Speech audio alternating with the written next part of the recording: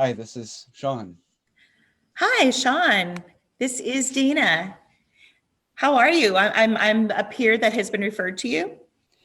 Yeah, I just wanted to say I'm glad to talk with you, but I gotta admit I've gotten a lot of referrals in the last 6, 8 months, and I'm just getting ready to finish up outpatient here, and then my counselor says I should talk to you, and I kept thinking that I'm kind of done with all this, and now I'm talking to another person, so I don't know. I'm just a little skeptical and not sure what all this is.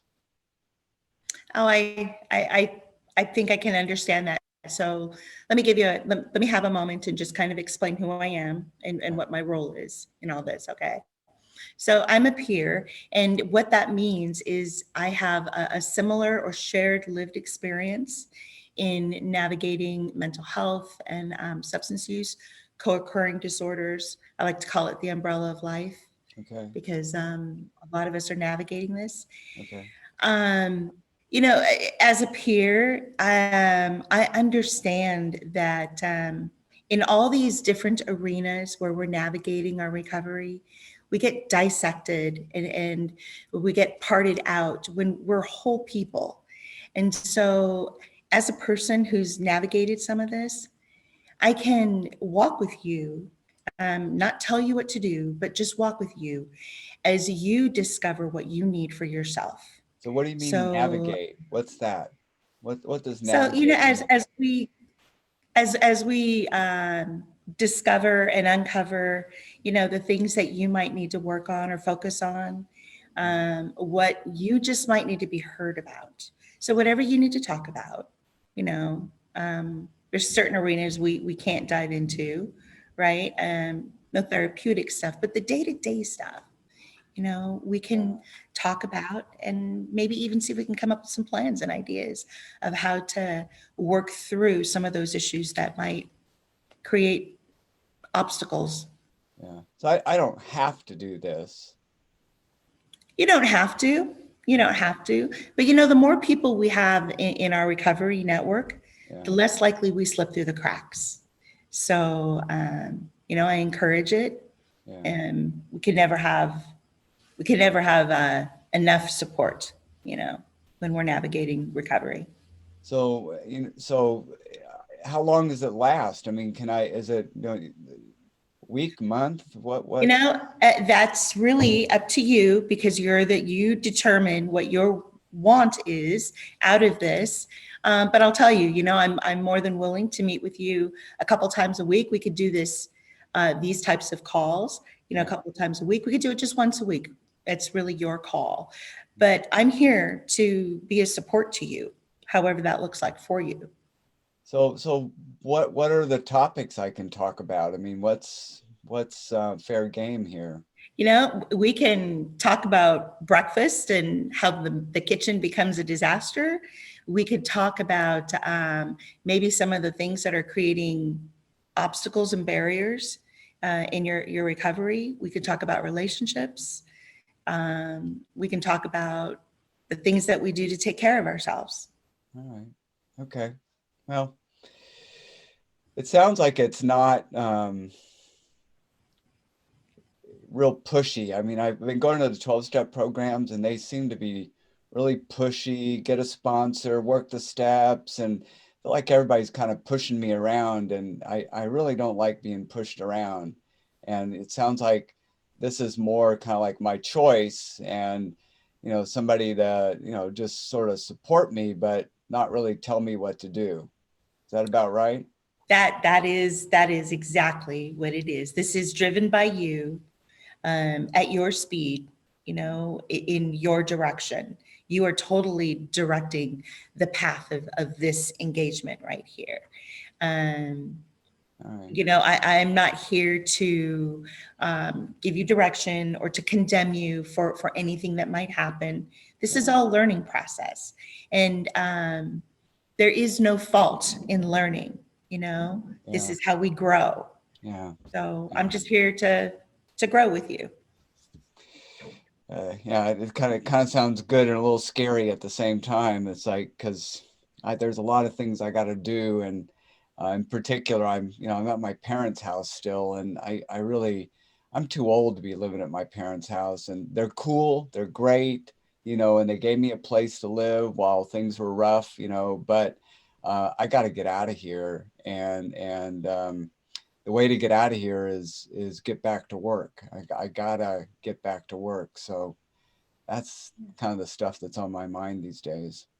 Well, that's perfect. So I hear you're saying right now you're at your parents, and it's been awesome that they've been there to support you along this, but you're ready to get back on your own. And you recognize to do that, the next step is to get back to work. No, absolutely. And I've been putting it off, but the tension at home is just, I just got to find a better place. I got to get my own place, and that's what I was used to. But when I fell into this hole, I lost my apartment, lost my job, my I had a big injury, and all the dope, and I didn't, treatment wasn't even that great either. I mean, I relapsed a whole bunch during treatment, and now I'm pretty good. And it just seems like if I can get my job back, things might actually start to work out. That's so you've treatment, and treatment was rocky, but you got through it, Yeah, yeah, I'm right? almost done. And you're ready to get back into your own space, Yeah. back to work. So what would that look like, getting back to work? Well, I I feel pretty lucky, just as my parents kind of gave me a place to stay for a little bit. Again, too old for that. But my employer, that I left when during my addiction, told me that call him up when I'm stable, and he's offered that to me, but I just have not felt confident enough to do that.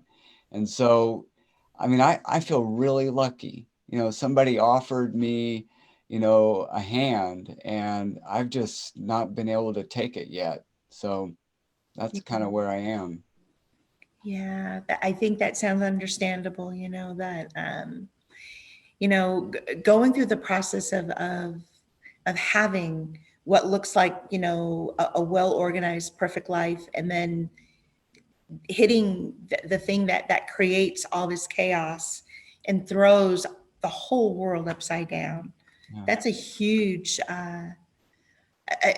trauma, to our senses of who we are. So I think it kind of Well, makes sense. yeah, yeah. It's just, it's been hard to just sort of pick myself up. They always talk about that, but I just, I don't know, just I know I'm not a loser, but I feel like that. And I figured that, the day I pick up that phone with my employer, I don't know who he's going to see, whether it's the old employee that I was, or, you know, drug addict, loses his job, ends up in treatment. I mean, I don't know who he's going to see. And so I've just been reluctant to pick up the phone.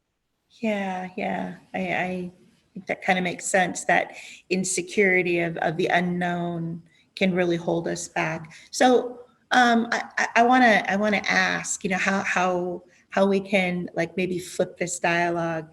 It seems to me, from what I'm hearing from you, it is this person doesn't just see where you crashed and burned, but they're also seeing who you might have been before, who you were before, right? And so they're not might not be holding you in this box, but rather having you in all the boxes, right? Um, Maybe. I mean, it's the thing is, I just don't know. I mean, but he knew me and when I was an employee, and I was pretty good. But and then I just sort of faded out the back, and then he kind of had to fire me because I quit showing up. yeah. But when I was working, I was decent. I was okay. And I don't know. I just so So to be okay. to be okay again? What might that look like? Oh, I'm, the first thing that came to mind is I'm okay when I get my job back, because then I'll be in that position. Um, but I also got to face the reality that I might not get that job back. There's no promise, and Mhm. I'll end up having to figure out how to be okay no matter what. I mean, that we've talked about that in treatment a lot. You got to be able to be okay in your own skin, but it's it's it just takes a while to get there, and um, I can't put all my eggs into getting the job, but seems like a lot's riding on that these days. So Yeah. Yeah. It certainly, there's that question, right? So, um, getting the answers that you're looking for, as far as, is that a possibility or not? What would that entail? yeah, That entail from you to get that answer that you're looking for? it's, I'm embarrassed how simple it is, but I just need to pick up the phone and call. But it's we've all know that just picking up the phone's no easy task. So I've just been kind of holding out on that. But I get it. I'm kind of getting it. So is this the kind of stuff that typically peers kind of deal with? This is We can, yeah, we talk about this kind of stuff. We even talk about the simple stuff, right? Like recognizing the things that we can be grateful for, or allowing ourselves to be vulnerable, because in that vulnerability we can find our strength, or recognize it as a strength, right? yeah, right. Or Right. we could talk about what makes us laugh. Yeah, I'm getting around to that one. It's that one's a little harder to come by. So it seems like this peer stuff might be okay. I mean, you know, you seem like an okay person, and you definitely don't seem pushy. Um, so what? So I call you back again another time, or Yeah, it's about time for us to wrap up. So, yeah, I'm available. Please feel free to give me a call. I'd love to schedule something for next week if that works for you now, or well, if not, this time next week would be fine. Is that okay with you? this works. I'll go ahead and get that in my calendar. Okay. Well, I'll do that, and then in the meantime, I'll think about making that phone call, Okay. and we'll see what happens. Yeah, let me know, because, I would love to hear what the outcome is. Okay. I'll report next time. All righty then. Nice to meet you, Dana. Have a good one. Okay, thank See you you. soon. Ciao.